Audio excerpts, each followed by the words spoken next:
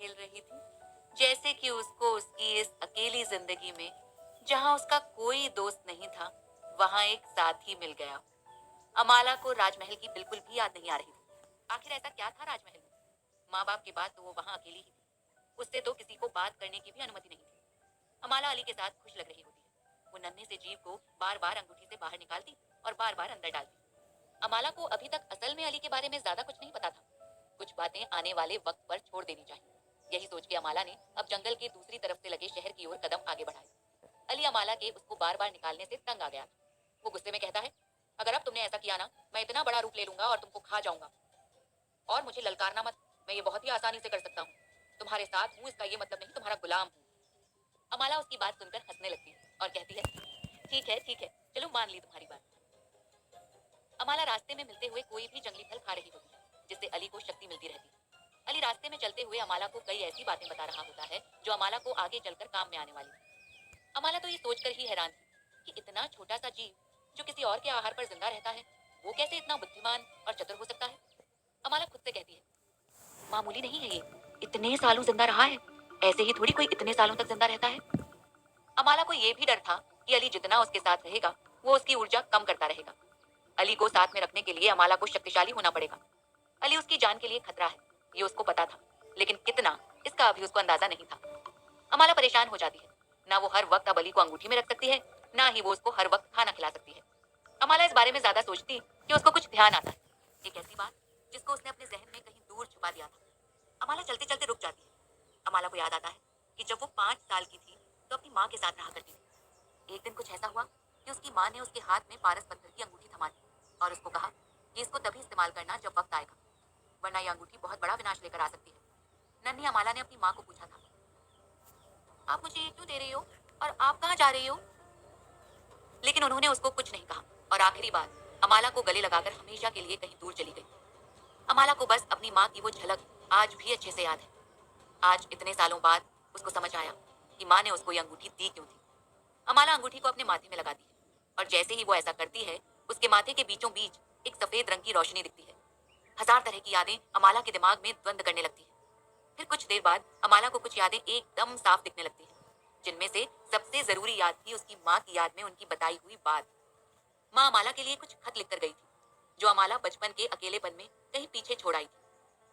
अमाला जैसे ही आंखें खोलती है, उसके सामने उसकी माँ का पहला खत आता है, जिसमें उसकी माँ ने लिखा था, मेरी प्यारी अम्मू, मुझे पता है कि जिस दिन तुम ये खत पढ़ पाओगी, उस दिन तुम मेरी दुनिया के बारे में थोड़ा बहुत जान चुकी होंगी और पारस अंगूठी के जीव अली से भी मिल चुकी होंगी।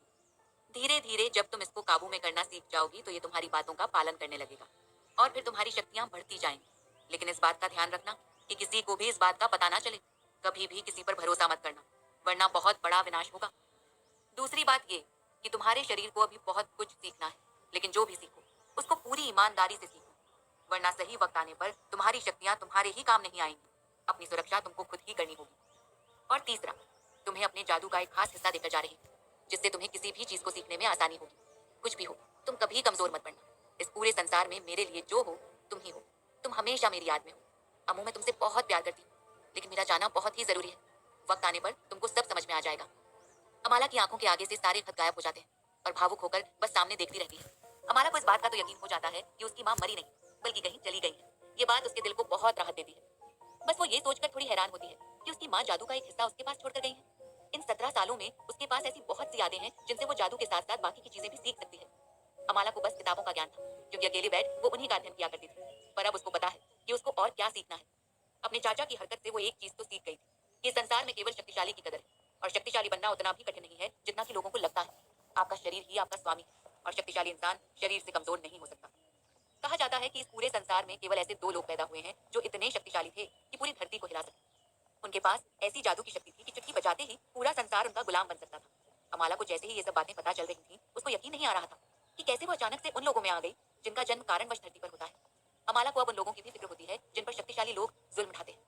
एक रात में उसकी जिंदगी का उद्देश्य बदल जाएगा, उसको इस बात का यकीन ही नहीं हो रहा होता है। अमाला इन सब बातों को ही सोच रही होती है कि उसकी नजर अंगूठी में जाती है। वो हैरानी के साथ कहती है, इसका पारस पत्थर छोटा कैसे हो गया? अमाला गौर से अंगूठी के अंदर देखती है। अली अंगूठी के पत्थर को चूस रहा था। वो गुस्से से कहती है, ये तुम क्या कर रहे हो? अली कहता है, मैंने कहा था मैं भूखा नहीं रह सकता। अमाला गुस्से में कहती है, अभी तो खाया था, छोड़ो इसे, ये मेरे माँ की इकलौती निशानी है, और इसको खा जाओगे तो रहोगे कहाँ? कोई अपना घर खाता है क्या?